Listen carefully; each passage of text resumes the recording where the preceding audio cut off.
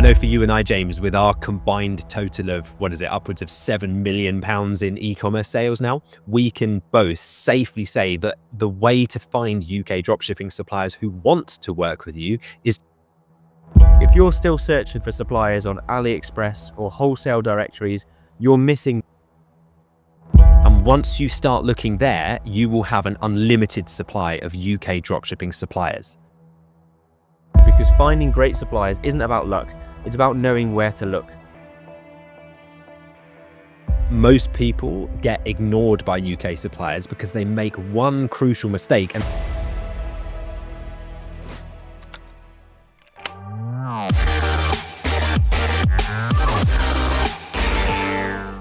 welcome to the Dropship Unlocked podcast.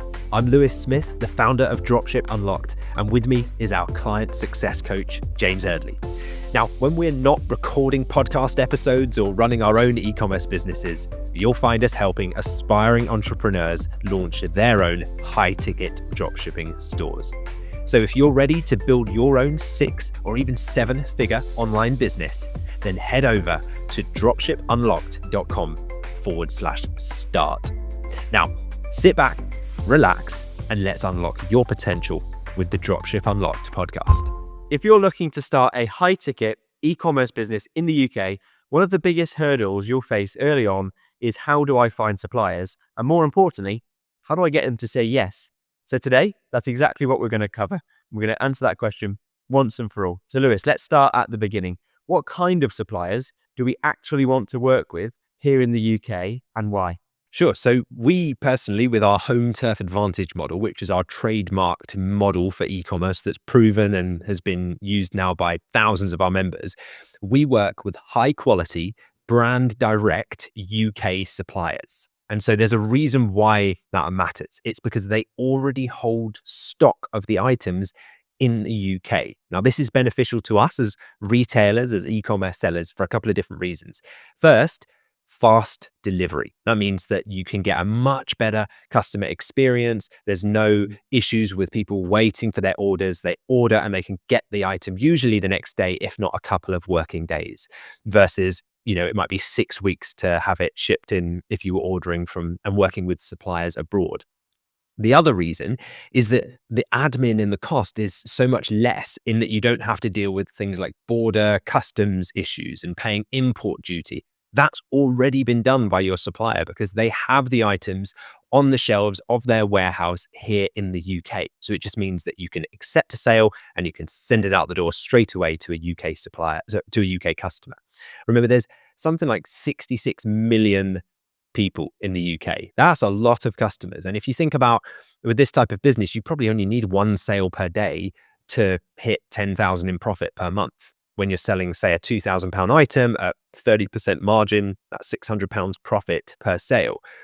Do you think you could find 30 people out of 66 million in a month to hit a target income of 10K? I'm not saying that that's the limit, but that's a good starting point, right? So I think that's one of the reasons why we think that it's so important to work with these domestic suppliers. They represent premium high ticket products that they make. And that's really key for our profit margins, because we want to make sure that we're able to sell at the higher end of the market to make a good profit margin, offer customers a great, reliable service that they then want to go and leave us a nice 5-star review for and tell their friends about. And so these suppliers have a vested interest in quality and quality control. They want to make sure that every item going out to customers has been checked and they're happy with it. Unlike the cheap middlemen, the kind of directories where the brands don't really care how their products are perceived by the market because they're just a supplier behind the scenes and they never have to face the consequences. These brands that we work with are the actual suppliers of the product brand that is kind of known in the market. So that's why we partner with them. And we'll talk a little bit more in this episode, I'm sure, about the common question that we hear from people is, why would those suppliers not just sell themselves to the public? So if you want to know the answer to that, keep listening. We'll definitely cover it for you. Yeah, we're familiar with these types of questions, so we'll get to that in this episode. But first, laying the foundations really of the type of suppliers that we want to sign, because there's no point knowing how to sign super easy suppliers, like signing up to AliExpress or some random wholesaler like that, because the actual results you'll get when you sign them up are not worth the effort you put in the first place to get them on board. So we're talking about real business. Real businesses to actual brands that are manufacturing or at least supplying into the UK these high ticket products. And that means that they're going to expect a certain level of professionalism as well, which brings us on to the next point that we want to raise here is what would you need to do in preparation before we even think about contacting these suppliers to sign them or to find them? What would you suggest we need to do to get prepared in order to contact them and therefore get the best results when we do get in touch with them? Yeah, it's a great question because most people do, unfortunately, fall into the trap of going in unprepared. And as a result of that, they end up just getting ignored. Their request is either just ignored or rejected.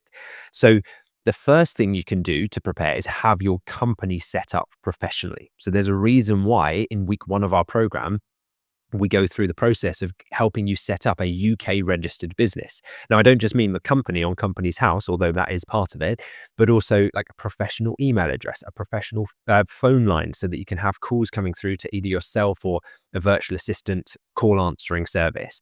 And making sure that we've chosen a clear niche before reaching out to suppliers. You want to make sure that they trust that as a retailer, you've done your market research and that you're not just trying to throw together a store with any products you can find, but you have created you've carved out a niche for yourself in the market and you want to differentiate yourself, and partnering with their brand and the products that they are very proud to distribute and sell is a strategic move because you see them as the premium end of the market. That's why it's so important. It's also important later for customers. You'll get a higher conversion rate if you have selected and created an environment where customers feel that they're in the right place to make the purchase of their item that they're looking for. Suppliers also want to see that you're aligned with their brand and their audience. So if you make a real kind of budget store and it's like constant discounts and it's like looking for the cheapest price on items, and then you go and approach a premium supplier who's not trying to compete on price, but is really high quality, there's going to be a misalignment. It's going to be mismatched. So making sure we have a really professional store up and running as part of the program. We give you our pre-built, pre-designed, optimized e-commerce theme for Shopify that you can just simply plug in, put your logo in place, put your color scheme on it, and it's just good to go. It's ready. Will probably save you £5,000 of custom web design fees to go and have something like that built yourself. And then it just shows the suppliers that you're approaching that you've got some skin in the game here. You're not just some fly-by-night eBayer that's looking to sign the contract with them and then throw their products onto an eBay shop front and then, get a load of bad reviews for them. Like, you have a professional phone line, you've bothered to register a company, you have a professional email address, you have a premium site, you've built it out, you've got your logo, you've got the company details in place. Like, you're checking all of those trust boxes for the supplier. So those are the initial preparation steps that's just a list of a few of them. There's many more. We have a whole checklist that we would go through before reaching out to suppliers. Yeah, they're crucial, isn't it? You're going to have a completely different outcome if you're unprepared and don't go through those steps compared to if you do. I mean, just put yourself in the shoes of the supplier. And you imagine if you received an email from somebody coming from an @gmail.com email address. That's the first amber or orange flag. And then they've got a phone. They don't have a phone number, or if they do, it's a mobile phone number. Again, loses some credibility. If they don't even have a store to show you or a website URL that they're linking to, if they don't have a limited company, which is actually a basic requirement for a lot of the best suppliers in the UK, all these things, they just chip away at the authority and give you less of a chance to sign them. Whereas that's why the success that we've seen, the suppliers that we've signed up, they're looking for these things that we've done in place, and it's worked for us. And you think the effort that it would take to go through this is going to be a week's work or 2 weeks' work to get these foundations in place. When you think about how much these suppliers represent, and I've got suppliers that I've done multiple 6 figures of sales through certain suppliers for my store, I think that justifies the effort for me to put in a couple of weeks' work to be prepared when I go to reach out to them. It makes a huge difference. Also, it's difficult if you have an initial bad reaction, so your first impressions will count. If you try and come back after doing it, after they say no the first time, you've already tainted the way that they're going to perceive you. So super important to get it done the first time correctly. So we've actually walked you through a lot of this in other episodes as well. So it's not like we're holding things back. We're just letting you know this is the reality to get these really good suppliers on board. Another one that I'd recommend, another episode, is called The Easiest Way to Start Dropshipping. And we walk through the whole blueprint in that episode. So that's just a few back. So cue that up after listening to this one today. Now, Lewis, on to the big question. We talked about the type of suppliers we're looking for. We've talked about the preparation we need to do upfront. Now the big question is, how do we actually find these suppliers to contact in the first place? Yeah, it's actually simpler than people might think if you know where to look. So, one of the first places we would start with is with the niche that you've selected, part of that process of niche validation. And we have 9 different niche validation criteria that we go through in depth inside week 2 of our program. But one of the points would be finding competitors in the market who are already doing this. Now, if you can look at UK stores who are already in your niche, who are already dropshipping, you can start to reverse engineer where they're sourcing from. You can list out the brands that they feature. And if those brands are dropshipping for someone else, they're very likely to then want to work with you too. You'll just become another retailer as part of their route to market. And so you can then contact them directly. You can use their trade or their wholesale contact information and just go in there with all the boxes checked and lead with professionalism. But like we said before, there are some things that you just want to have in place. Like you said, if you approach them with a Gmail address or a mobile phone number, imagine if they miss your call and they call back and then it gets diverted to like, this is the Vodafone voicemail service for oh 07 blah blah blah. Like, it doesn't fill them with confidence that this is a legitimate company. It just feels like this is just someone like doing this on the side. And that may be the case. You may be doing this as a side hustle, but you've got to portray that sense of like um professionalism and that wholesome company presence to them, because you could put a virtual assistant in place who is manning this full time and answering all the customer calls. They want to be sure that you'll look after their customers, who are also your customers when they start purchasing. So yeah, just making sure that we kind of reverse engineer that process, see where suppliers are already drop shipping and are already doing this, and then kind of just work backwards. So it's all data driven, and it's how we do everything. It is. It takes emotion out of it. It means we just go to suppliers that we can see are already drop shipping. So they will actually want to work with us because we're not having to convince these brands to work in a way that they've never worked before. The way it works is because we've got the preparation in, because we've chosen a niche, because we're aware of the market and the people operating in that niche already, the different retailers, means we can see which suppliers are already operating and working with dropshipping retailers. So we can just cherry pick those to contact. And so they will want to work with us, and you're going to get a much higher number or proportion of people that say yes when you reach out to those people doing the things that we've talked about in today's episode.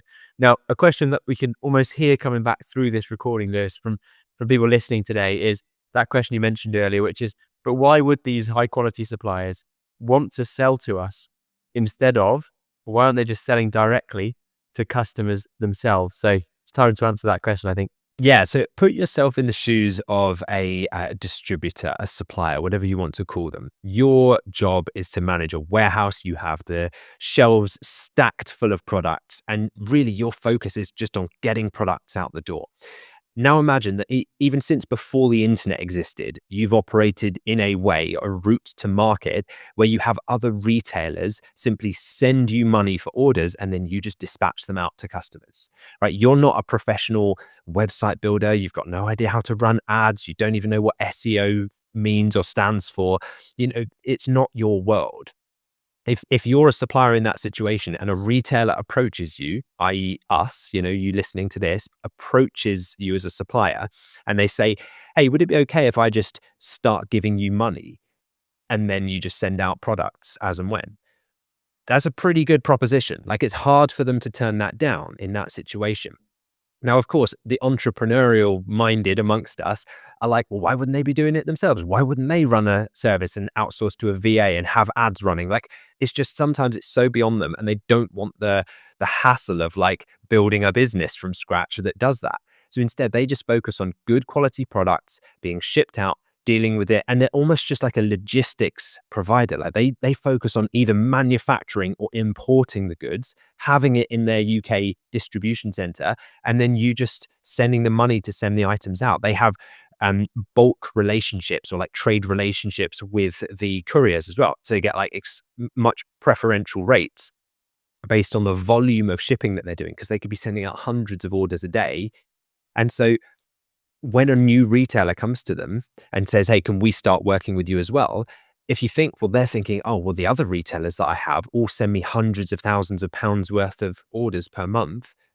Maybe I should take on another retailer because that will be another 100,000 in orders per month. So you can start to see that it's just not their world. And that actually companies like this have existed since, before the internet. They just used to be called like direct dispatch suppliers, or just kind of behind the scenes type distribution centers.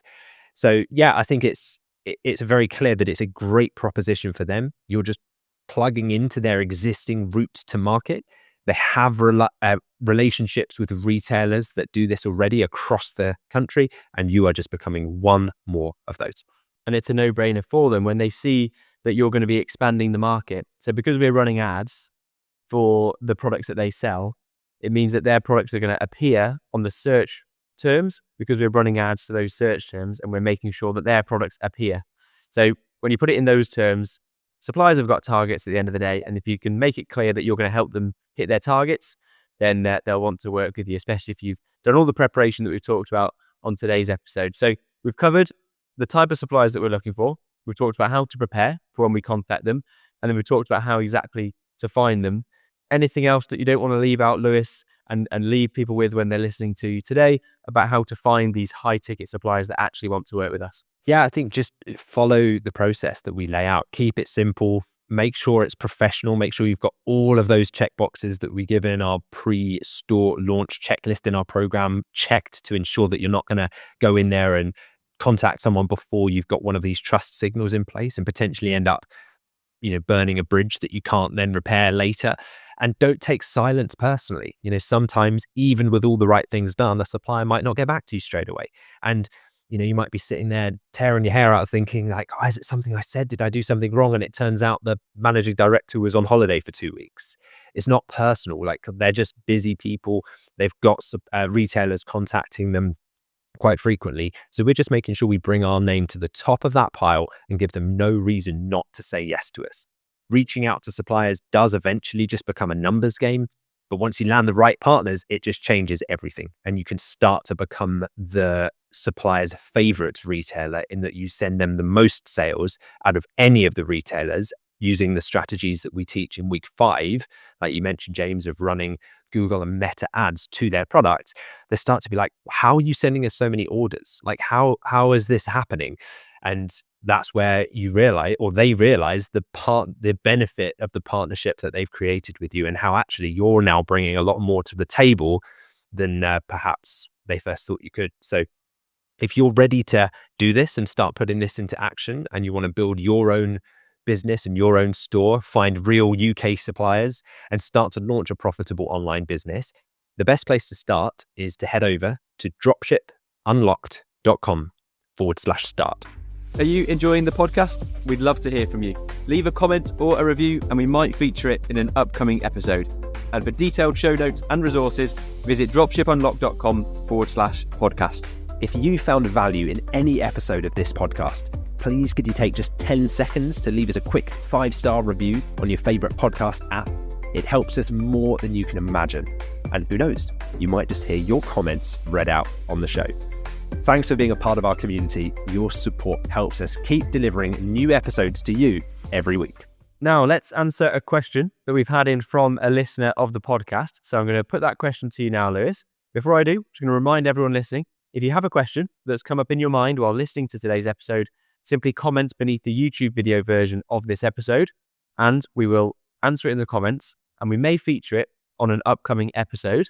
And that's exactly what Juna Yed 13 has done. So we're going to feature it now, and we're going to get Lewis to answer it for you live on the podcast. So, Lewis, which part of the strategy do you think most beginners struggle with when they first get started? No, that's a great question, Juna Yed 13. So it really depends on your backgrounds and strengths, I think. So some people will come into this and say, oh no, I've done Shopify web design for years. I can throw together a Shopify store in like 10 minutes. Okay. The Shopify setup part will probably be very quick for someone in that situation. For others, it might just be a bit more of a learning curve, but it's a very valuable learning curve. And I would argue that actually it's a skill that will serve you very, very well to learn how to build and optimize your own e-commerce store. Remember, we do 90% of it for you by giving you the pre-built, optimized Shopify theme that we've had created. So really, it's very drag and drop, and you're not starting from scratch. You haven't got a code or anything like that. But that technical side of things can be a little bit more time consuming if you had no experience with that kind of thing before. And that's fine. Lots of people still succeed when that's the case. Other areas might be like supplier outreach. That can be quite time consuming for some people, but much easier for other people. Like, for example, if you've worked previously in quite a people facing role, like if you dealt with people on the phone or in person and you're quite good at chatting to people, you're probably going to be absolutely fine when it comes to speaking with suppliers, because they're just like us. They're business people. They want to hit their targets. Like you said, James, they want to make more money and they want a good partnership that they can trust. And so if you're someone who's confident at chatting to people, then you're going to be absolutely fine at that. If you're not, it might be a little bit more daunting at first. But at the same time, we've had very introverted people who've never had like jobs where they're interacting with like the public or customer facing, still succeed at this. And it just might need to be a little bit more scripted, which is why we give you the like supplier contact script, the phone, the email script, so you know exactly what to say and how to answer any of their questions. But I think with all of this stuff, your success comes down to your motivation and your willingness to learn. If you're determined and you're open to just stepping out of your comfort zone and saying that I'm going to go through this entire process, I want to have a clear step-by-step roadmap to make this happen. That makes a huge difference. I think the people who struggle most with this are often the ones who say, let me just try and kind of piece it together and let me see if I can just figure it out alone. And let me see if I can just, find some suppliers first, and then I'll kind of see about getting a step-by-step process. They're unfortunately not then able to learn from the years and years of expensive, time-consuming mistakes that we have gone through and are now laying out a blueprint so that other people can avoid. So I think being able to ask questions from day one, get expert feedback on your situation, your store, how you're speaking to suppliers, how your ads are going, like every part of the process, and really being around other people in a community who are taking action alongside you, that's a huge help, especially when you hit a wall and you don't know where to turn. So I'd say it depends on where you're at and what your current skill sets are. But regardless of where your weak spots or blind spots are, if you're willing to follow the process and most importantly, ask for that expert help as and when you need it along the way, which we all do, that's the key to succeeding with this. 100%. Yeah, you only need to listen to a few of our podcast episodes where we've featured masterclass members to learn that people excel in different areas.